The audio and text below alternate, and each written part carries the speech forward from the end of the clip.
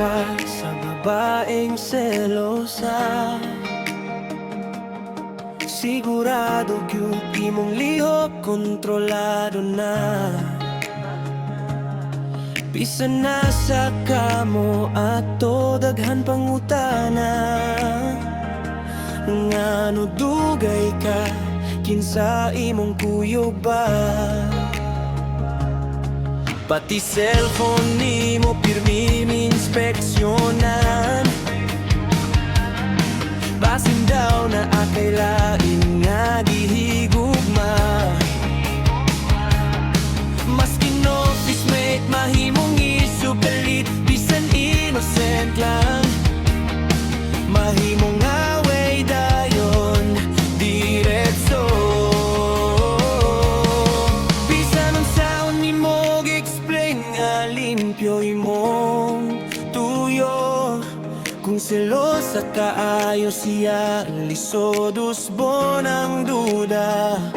Pero usahay luyo sa iyang kasupong pangungutana, nahadlok lang di ay siya nga basin mawala ka. Kung napunta ka sa babaeng selosa, sigurado imong lihok pirming limitado. Pati kinabuhi nimo murag bantay sarado, murag CCTV nga pirming naka-alerto.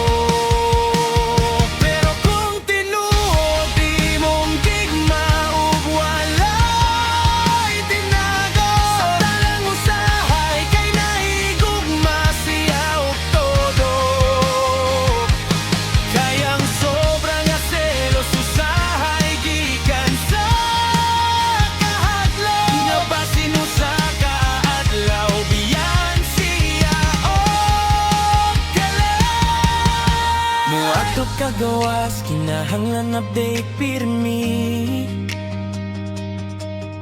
naabot na ka kinsa diha asa na gyud ka diri. Bisan imong barkada mahimong iyang kontra, kung babae gani makikstorya murag giyera na. Usahay makapoy put sige tubag, murag wala na'y trust bisan tarong kaayo ka. Pero kung imong tanawon ang iyang pagbati, nasakitan siguro sa una maunang dali mo duda. Pilitan ng selosa gusto makaguba, usahay gusto lang nila nga sigurado sila.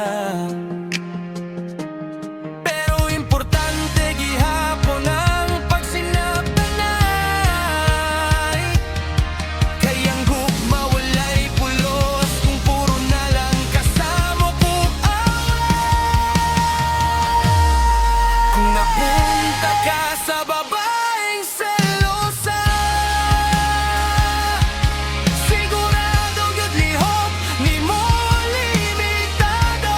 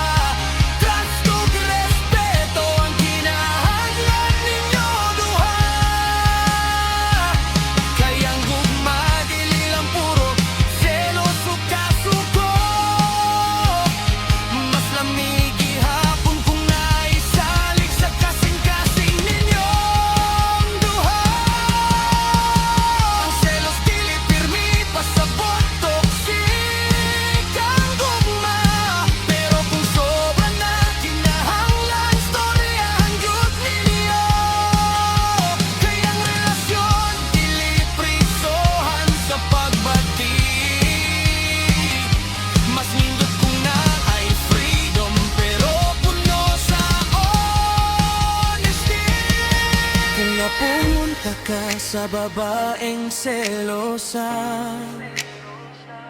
ayaw po't kalagot, saptapot usahay siya. Pero dapat pareho mong mutuog mo salig, kayang gugma mo tubo kung walay daghang duda sa palibot. Oh, selosa iya, pero basin tinud lang ang gugma. Nahadlok lang mawala ang tao nga importante kayo niya, pero hinumdume sa relasyon nga malungtaron. Dili lang selos, kundi respeto ug pagsalig ang pundasyon.